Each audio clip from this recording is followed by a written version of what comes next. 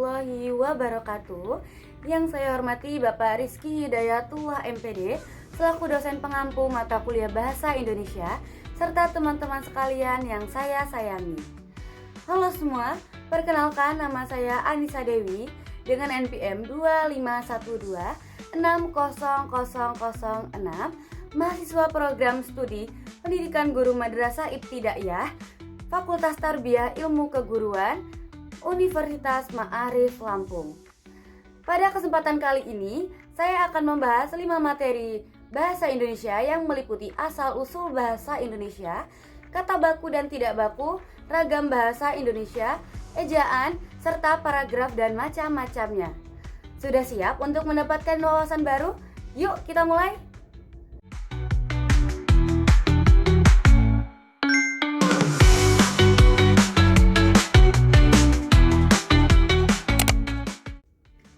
Semua, untuk materi yang pertama, aku akan menjelaskan asal-usul bahasa Indonesia. Bahasa Indonesia ini resmi disahkan pada 18 Agustus 1945, tepat 1 hari setelah proklamasi kemerdekaan Indonesia. Bahasa Indonesia ini berasal dari bahasa Melayu, khususnya Melayu Riau Linggau yang berkembang di daerah pesisir. Bahasa Melayu sendiri ini termasuk dalam rumpun bahasa Austronesia yang tersebar luas di wilayah Asia Tenggara dan Pasifik. Pada abad ke-7, bahasa Melayu sudah digunakan oleh masyarakat Kerajaan Sriwijaya. Pada masa itu, Kerajaan Sriwijaya merupakan pusat perdagangan dan kekuatan maritim terbesar di Asia Tenggara. Jadi banyak pedagang dari luar wilayah Sriwijaya yang datang untuk berdagang.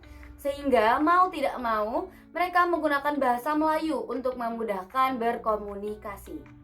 Sejak saat itulah bahasa Melayu digunakan sebagai bahasa penghubung atau lingua franca di Nusantara. Ada beberapa alasan mengapa bahasa Melayu dijadikan dasar bahasa Indonesia. Yang pertama, bahasa Melayu sudah menjadi bahasa penghubung antar wilayah Nusantara sejak zaman Kerajaan Sriwijaya, sehingga memudahkan komunikasi antar daerah dan antar bangsa. Untuk yang kedua, agar tidak menimbulkan rasa ketidakadilan, karena jika menggunakan bahasa daerah tertentu yang sudah mendominasi, bisa saja akan muncul kesan memilih atau memihak salah satu suku saja.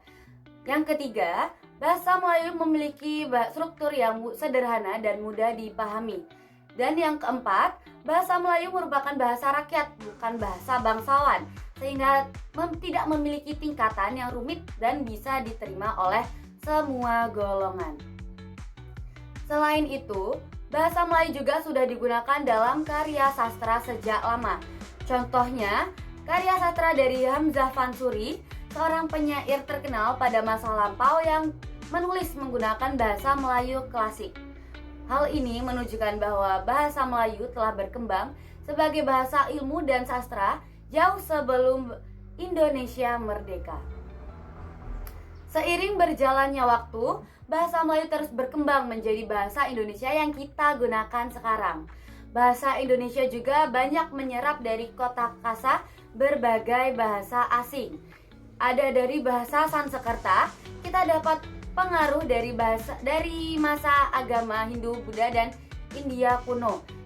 Yang kedua ada bahasa Arab, pengaruhnya yang melalui penyebaran agama Islam dan perdagangan.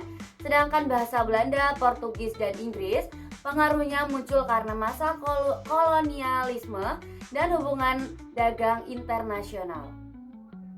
Dengan demikian, bahasa Indonesia lahir dari perjalanan sejarah yang panjang, berawal dari bahasa Melayu yang menjadi lingua franca, berkembang di masa Sriwijaya, hingga akhirnya disahkan sebagai bahasa negara pada tanggal 18 Agustus 1945.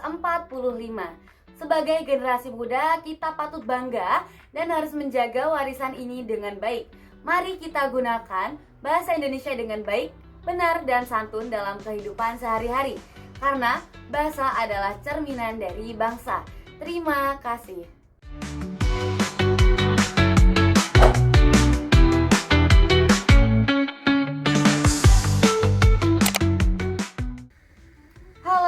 untuk materi yang kedua itu ada bahasa baku dan bahasa tidak baku. Bahasa baku adalah bahasa yang penulisannya sesuai dengan kaidah yang berlaku. Kaidah tersebut bersumber dari dua pedoman utama, yaitu Kamus Besar Bahasa Indonesia atau KBBI dan Pedoman Umum Ejaan Bahasa Indonesia atau PUEBI. KBBI merupakan kamus resmi negara yang memuat bentuk kata baku beserta maknanya. Sedangkan PUEBI adalah pedoman yang mengatur cara penulisan huruf, penulisan kata, penggunaan tanda baca, serta penulisan unsur serapan. KBBI dan PUEBI ini saling melengkapi. KBBI menentukan bentuk katanya, sedangkan PUEBI mengatur cara penulisannya. Sebaliknya, kata tidak baku atau bahasa gaul adalah kata yang tidak sesuai dengan kaidah-kaidah tersebut.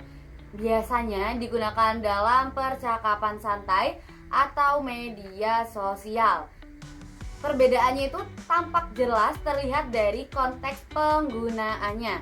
Kata baku digunakan dalam situasi resmi seperti karya ilmiah, surat dinas, dan laporan. Sedangkan kata tidak baku digunakan dalam komunikasi non-formal.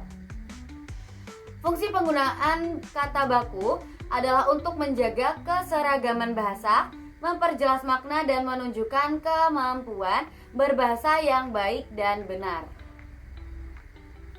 Kalau kita lihat ke belakang, penggunaan kata dalam bahasa Indonesia mempunyai sejarah yang panjang. Pada tahun 1901, pada masa kolonial Belanda muncul ejaan Van Option sebagai sistem ejaan pertama, yaitu bahasa Melayu. Lalu setelah Indonesia merdeka pada tahun 1947, muncul ejaan Republik atau ejaan Suwandi. Selanjutnya pada tahun 1972 diperkenalkan ejaan yang disempurnakan atau ED sebagai dasar penting pembakuan bahasa Indonesia. Bersama dengan perkembangan itu, pemerintah juga menerbitkan KBBI untuk pertama kalinya pada tahun 1988. KBBI ini menjadi acuan utama dalam menentukan bahasa baku. Sejak saat itu, KBBI terus diperbarui, ada di edisi 2 itu pada tahun 1991, edisi 3 pada tahun 2001, dan edisi 4 pada tahun 2008, dan edisi 5 pada tahun 2016 yang kini bisa diakses secara daring di situs resmi kbbi.kemendikbud.go.id. Kemudian pada tahun 2015 pemerintah menetapkan PUEBI atau Pedoman Umum Ejaan Bahasa Indonesia sebagai penyempurnaan dari EYD. PUEBI menyesuaikan kaidah bahasa dengan perkembangan zaman, termasuk penulisan huruf kapital, unsur serapan, dan tanda baca. Dengan adanya PUEBI, aturan penulisan kata baku menjadi lebih jelas, modern, dan mudah dipahami. Seiring berjalannya waktu, banyak kata baru yang muncul ke dalam KBBI, seperti yang baru-baru muncul ini nih. Ada bahasa galgah yang artinya itu sudah tidak haus. Namun, di era digital, bentuk kata tidak baku kembali sering digunakan karena dianggap lebih santai dan lebih cepat. Contohnya itu, enggak, aja, atau gimana. Hal ini sah-sah saja dalam pembicaraan informal, tetapi tidak tepat digunakan dalam tulisan resmi. Perkembangan ini membawa dampak ganda. Secara positif, bahasa Indonesia menjadi lebih dinamis dan mudah dipahami. Namun, secara negatif, penggunaan kata tidak baku secara berlebihan bisa menurunkan mutu bahasa dan mengaburkan batas antara bahasa formal dan non-formal. Oleh karena itu, marilah kita menggunakan bahasa. Penting bagi kita untuk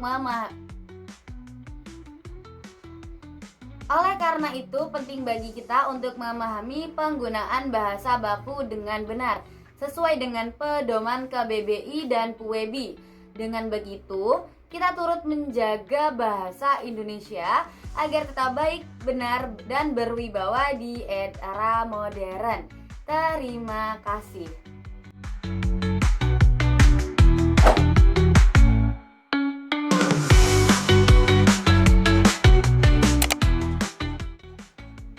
Halo semua, untuk materi yang ketiga itu aku ada ragam bahasa dalam bahasa Indonesia.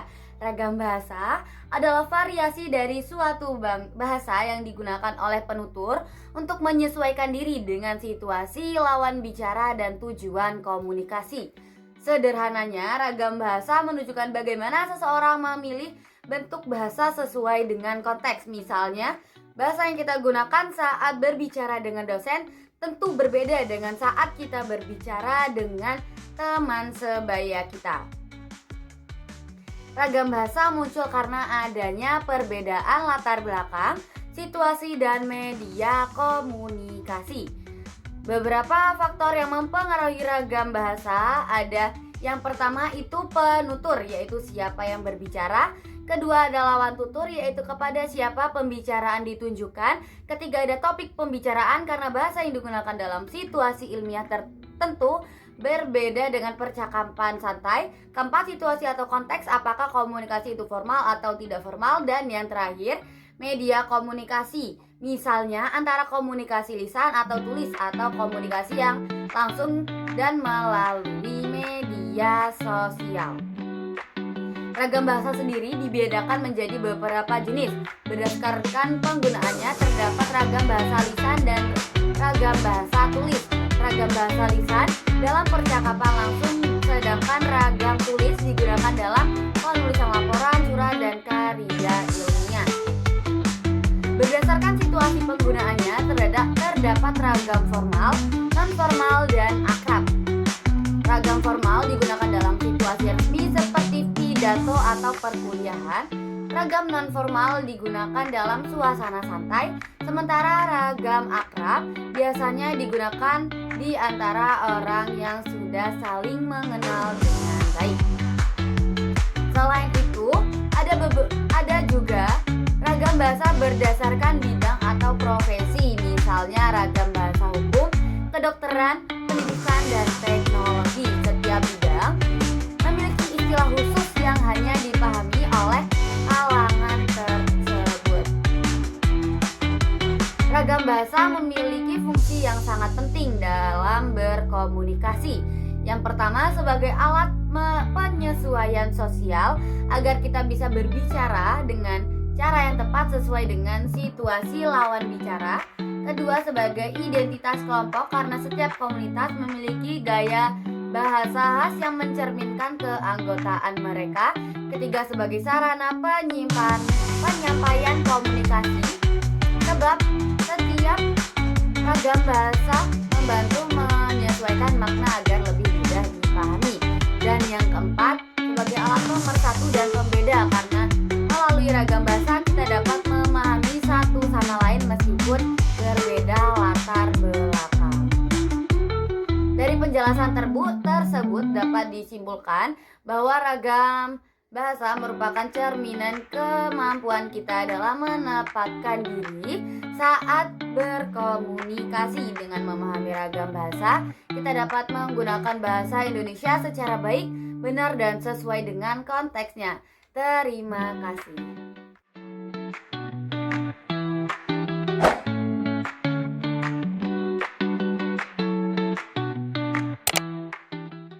Itu aku ada ejaan bahasa Indonesia.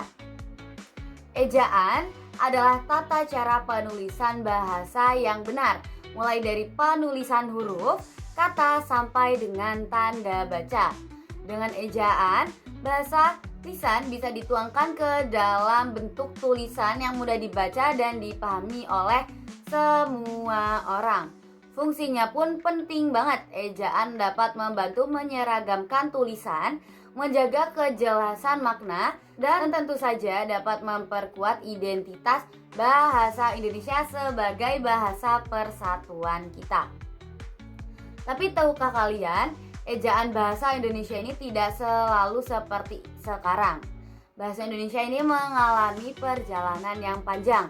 Awalnya ada ejaan Van Option pada tahun 1901 yang masih menggunakan huruf OE pada kata seperti pada kata guru. Lalu setelah Indonesia merdeka muncul ejaan Suwandi pada tahun 1947. Huruf OE akhirnya diganti menjadi U. Jadi dari goeroe jadi guru. Selanjutnya, pada tahun 1972 pemerintah memperkenalkan ejaan yang disempurnakan atau EYD yang mulai memantapkan aturan penulisan huruf, kata, dan tanda baca. Dan sekarang sejak tahun 2015 kita menggunakan PUEBI, singkatan dari Pedoman Umum Bahasa Indonesia. PUEBI adalah versi penyempurnaan dari EYD agar sesuai dengan perkembangan zaman. Dalam PUEBI ada banyak hal yang harus kita perhatikan, misalnya huruf kapital di awal kalimat atau nama orang seperti ini, atau kata depan seperti di, ke yang harus ditulis terpisah seperti ini. Dan jangan lupa tanda baca yang benar, karena kalau tanda bacanya salah itu akan merubah maknanya. Contohnya itu seperti ini. Mirip, tapi artinya beda jauh kan? Itulah kenapa ejaan itu penting. Bukan cuma soal benar atau salah tulis, tapi juga soal makna dan kejelasan pesan. Jadi, mulai sekarang yuk kita biasakan menggunakan bahasa ejaan yang benar, karena lewat tulisan yang baik kita ikut menjaga martabat bahasa Indonesia, bahasa yang telah menjadi jati diri bangsa sejak 18 Agustus 1945. Terima kasih.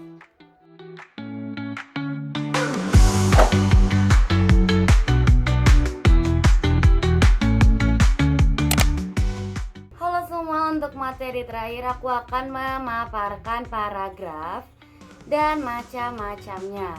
Paragraf adalah sekumpulan kalimat yang saling berhubungan dengan tersusun secara sistematis untuk menyampaikan satu gagasan utama.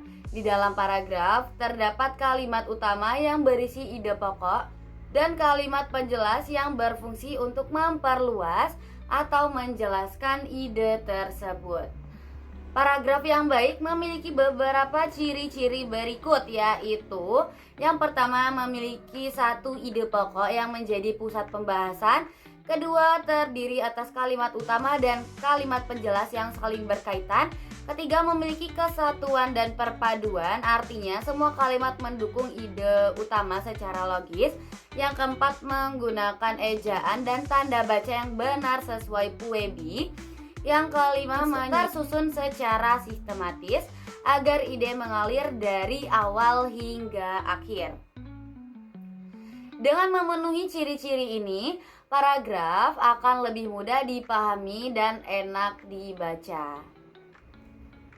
Berdasarkan isi dan tujuannya, paragraf dibagi menjadi 5 jenis utama, yaitu paragraf narasi yang berisi cerita atau peristiwa yang disampaikan secara kronologis.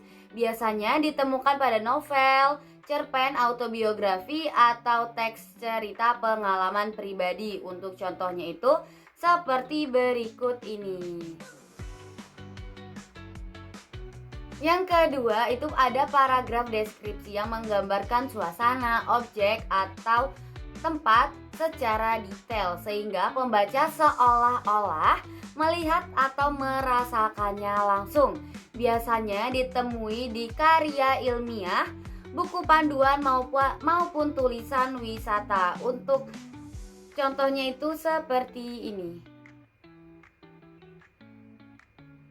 Yang ketiga itu ada paragraf eksposisi yang menjelaskan atau memaparkan suatu informasi tanpa bermaksud untuk mempengaruhi pembaca. Biasanya ditemukan pada artikel ilmiah, buku pelajaran, laporan, dan teks berita. Untuk contohnya itu seperti ini.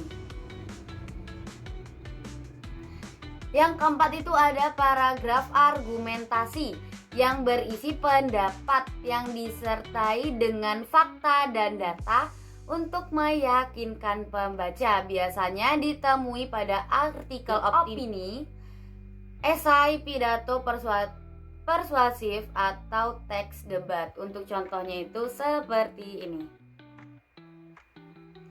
Dan yang terakhir ada paragraf persuasi yang bertujuan untuk membujuk atau mengajak pembaca untuk melakukan sesuatu. Biasanya ditemukan pada iklan, kampanye sosial, artikel motivasi, atau ajakan kegiatan. Contohnya itu seperti ini. Nah, dari sini kita bisa lihat kalau setiap jenis paragraf itu punya fungsi dan tempat yang berbeda. Paragraf ini dapat dikembangkan dengan beberapa pola. Yang pertama itu ada pola deduktif, yang ide pokoknya itu ada di kalimat awal paragraf. Untuk contohnya itu seperti ini. Yang kedua itu ada pola induktif, yang ide pokoknya itu ada di kalimat paragraf terakhir. Untuk contohnya itu seperti ini.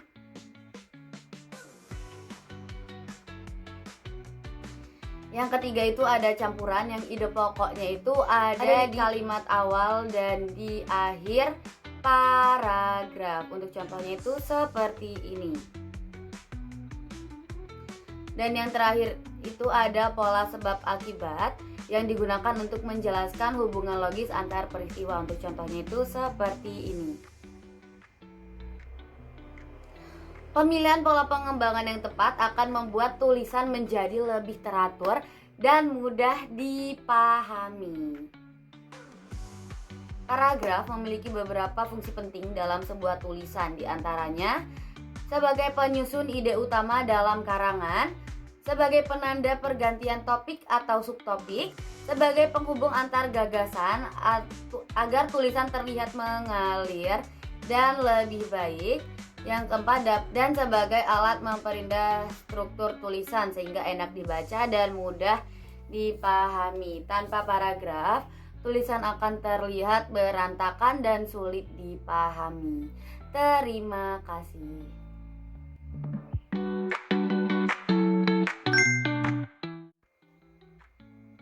Dengan demikian penjelasan dari saya mengenai berbagai materi dalam bahasa Indonesia, mulai dari asal-usul bahasa Indonesia, bahasa baku dan tidak baku, ragam bahasa, ejaan bahasa Indonesia, hingga paragraf dan macamnya. Dari semua pembahasan itu, kita dapat memahami bahwa bahasa Indonesia tidak hanya berperan sebagai alat komunikasi, tetapi juga sebagai identitas dan pemersatu bangsa. Penggunaan bahasa baku dan ejaan yang benar mencerminkan kemampuan berbahasa yang baik dan sopan, sedangkan pemahaman tentang ragam bahasa membantu menyesuaikan cara komunikasi dengan tepat. Begitu pula dengan pengetahuan tentang paragraf yang menjadikan tulisan lebih terstruktur, padu, dan mudah dipahami. Semoga materi ini bermanfaat dan dapat menumbuhkan rasa bangga serta tanggung jawab kita menggunakan bahasa Indonesia yang baik dan benar di berbagai situasi. Terima kasih atas perhatian dan kesempatannya. Wassalamualaikum warahmatullahi wabarakatuh.